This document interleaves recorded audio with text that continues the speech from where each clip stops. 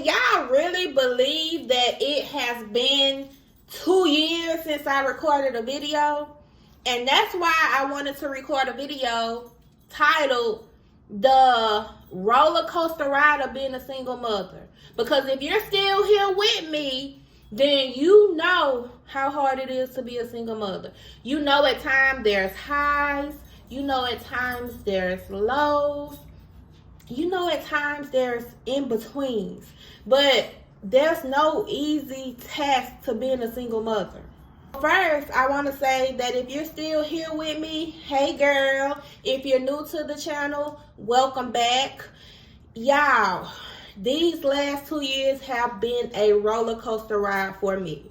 So now we're going to get into a story time, okay? Let me tell y'all where I've been, what I've been doing, how my mental has been going, and I'm sure that y'all are going to be able to relate.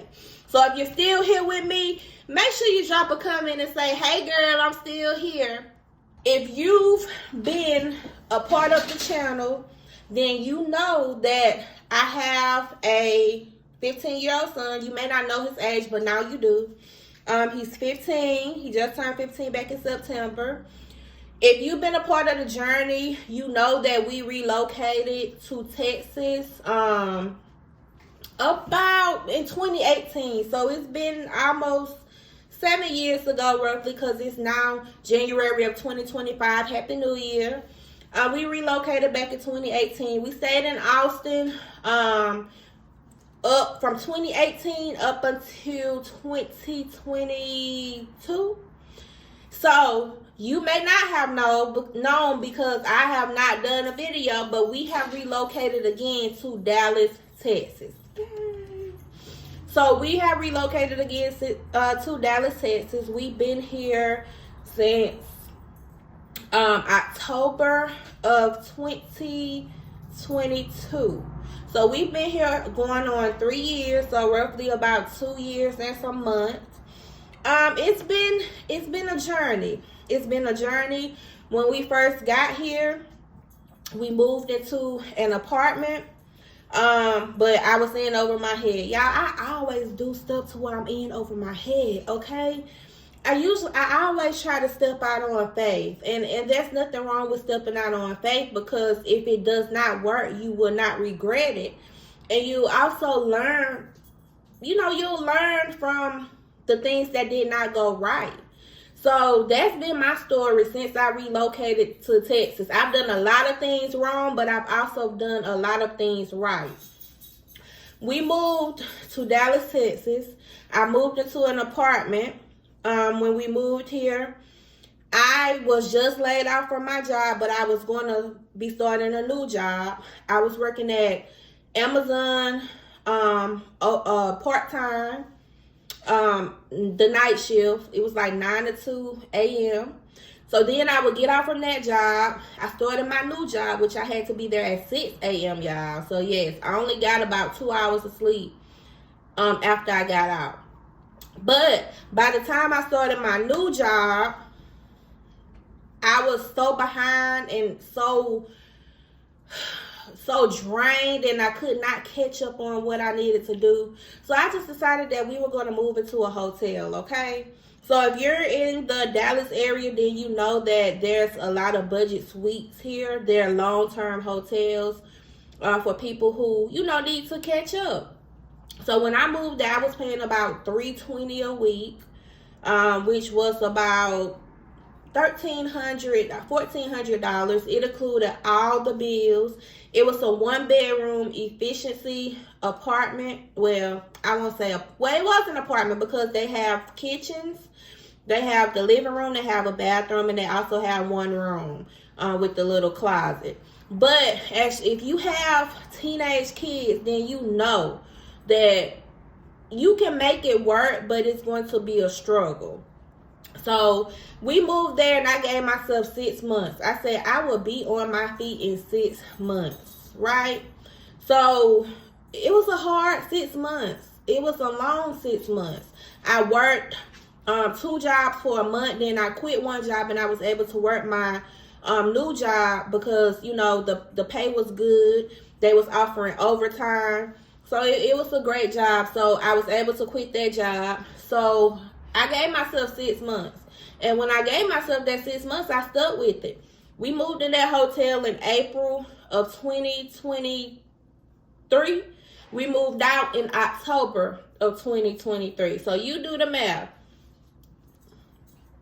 That was 6 months. So we moved into an apartment after those 6 months. So once we moved into our apartment, I told myself, like, hey, I'm going to live below my means. And that's what I did. I was working overtime. I could afford to pay my rent every month. All of my other bills were paid on time. Me and my son, we were able to go out and do things, you know, that we wanted to do. And I just didn't have to be at work from sun up to sundown, working night shift, working overnight, not being able to attend my son's basketball games. So it was a blessing. So in we stayed there from October until August of 2024. So in 2024 of August, we moved into our townhome. So it's been a struggle, but I want to share some tips with y'all. If y'all are currently going through something and you don't know how you're going to get out of it or how you're going to push forward, or you don't even have hope that it's possible. So when I moved into that hotel room, yes, I was sad. Yes, I was semi-depressed. Yes, I felt like a failure that I was failing my son, but guess what I did? I gave myself 6 months. I said, okay, son, you know, because you're going to have that talk with your kids to kind of help them understand if they're old enough. And at the time, my son, he was 13, I want to say. So I had to talk with him. And I'm like, look, we're going to have to move into this hotel, but we're going to have to make it work because it's what I can afford right now. But we're going to move out in 6 months. And I told him that because me telling him that held me accountable to get up and make the things happen that I needed to happen so that we can make that move. So if you're in that situation that I was in right now, I want you to give yourself a time frame. I want you to tell yourself, I'm going to be in this situation for so and so amount of time. You have to set a time frame so that you can work towards that goal that you want to set. Even though it was hard, but I told myself 6 months, we're out. So I think too, because me telling myself that and because I had faith that in 6 months we would be in our own place, it happened for me. God made it happen for me. Because faith without works is dead. I had to have the faith and I had to put in the work. And that's what you have to do. I know sometimes it's easy to sit around and dwell in your situation and think that there's no way out, to think that there's no hope, to think that there's nothing you can do to change that situation. But you sitting and dwelling on that situation and letting those thoughts win is not going to change your situation. Okay, we all are single moms. We all know how hard it is. So give yourself a time frame to get out of that situation and then work towards that situation. So another thing I learned from being in this situation, from being there to, you know, where I am today, is that you have to take action. And I know we kind of touched on that, but if you're in a situation that you don't want to be in, you have to take action. You have to get the knowledge. You have to work harder. And that may be, you know, getting a better job, which is what I had to do. Like, I had to quit. When we moved from our first apartment here in Dallas to the hotel, I was working a job in that apartment. When I moved here, I had a job lined up. But it was a job that I absolutely hated. When I tell you I hated that job so much, I started back smoking Black and Miles. No lie. I started back smoking Black and Miles because it was horrible. I'm not the customer service type person. I'm not the type who sits on the phone and talk to people all day. I just don't want to do that. So it was so stressful and hard for me to do that. Even though it wasn't really customer service, what I was doing, I was scheduling appointments for orthopedic patients to see doctors. And you know, when people are in pain, then their attitude is on 100. My attitude on 100 because I'm broke. I ain't got no money. I'm sitting here doing this, and I still barely can pay my rent. And y'all calling in here cussing me out, telling me out. And if I cuss y'all out and tell y'all out, then I might lose my job.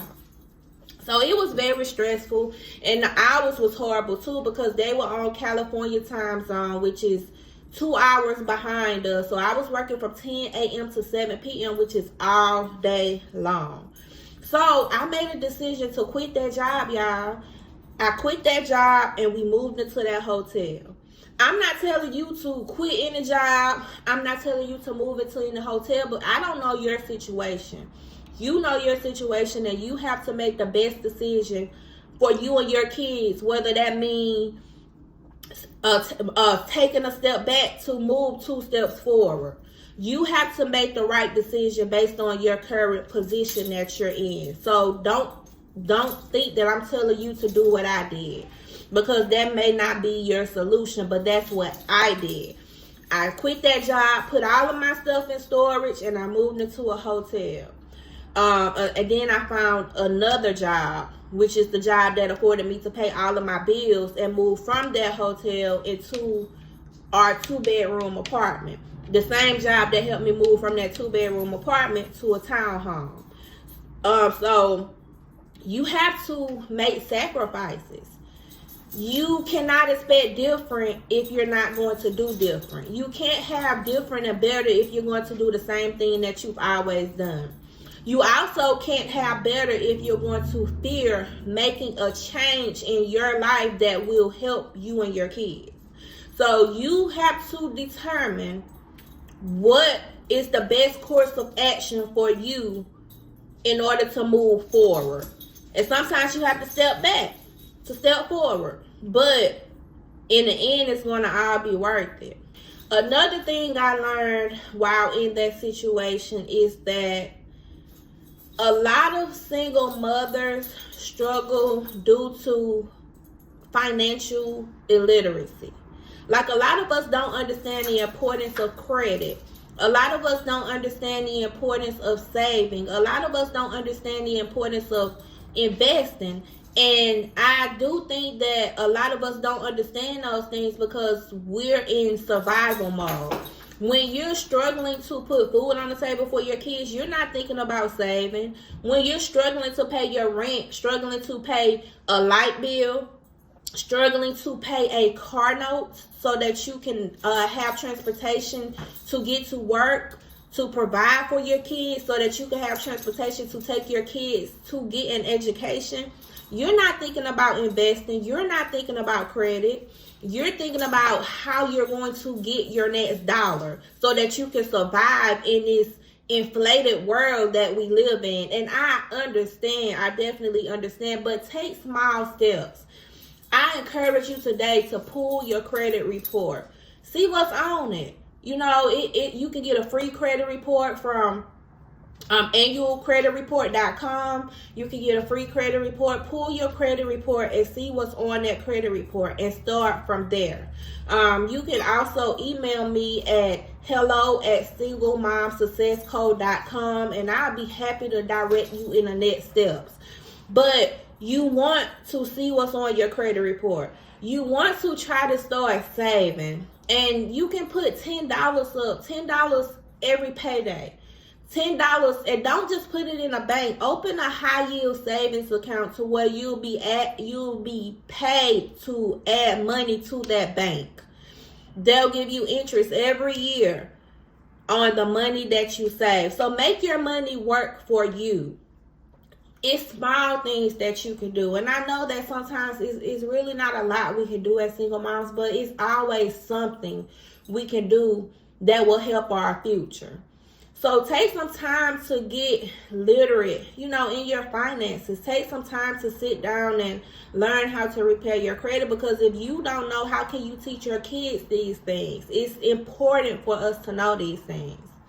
And the last thing that I have learned on this roller coaster ride of being a single mom and my journey is that you cannot care what other people think. I know that some situations we're embarrassed because of what he may say or what she may say or what he may think or what she may think. But are they helping you pay your bills?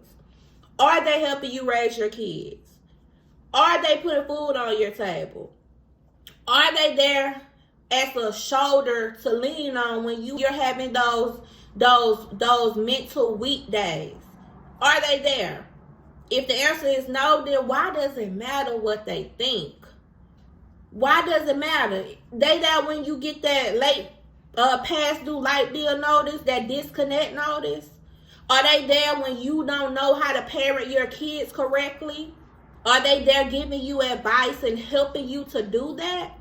If the answer is no, then it don't matter what they think. Everybody go through something. As single moms, our problems may be financial problems, but their problems may be emotional problems. Their problems may be health issues, physical issues in their body. Their problems may be they're married to a cheating husband and they're miserable in their marriage. Never let someone make you think that because you are struggling on this single mom journey, or because even that you are a single mom, never let someone make you think that you are beneath. Because, honey, you are above and not beneath, the head and not the tail, okay? But you have to know that people gonna always talk. You can be doing good, you can be doing bad, you can be built funny, you can have a nice shape, your face could be made funny.